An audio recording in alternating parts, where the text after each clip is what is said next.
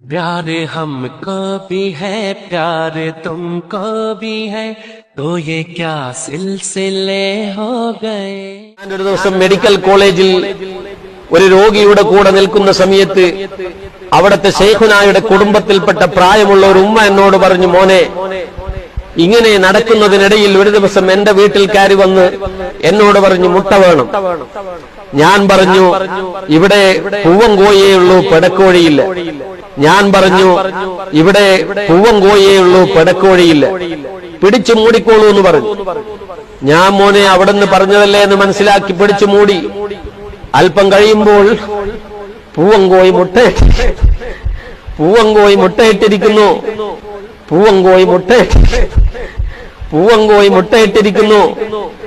ഈ ഉമ്മ പറയുന്നു, എന്റെ വീട്ടിൽ കയറി വന്ന് പൂവൻ കോഴിനെ പിടിച്ച് മൂടാൻ പറഞ്ഞു. അങ്ങനെ ഞാൻ മൂടി. പക്ഷേ അത് മുട്ടയിടുകയാണ് ചെയ്തത്. മുട്ട പുഴുങ്ങിക്കൊടുത്തു. കൂടുതൽ വേവുന്നത് ഇഷ്ടമില്ലായിരുന്നു. ഇളം വേവിലാണ് മുട്ട തിന്നാറുള്ളത്.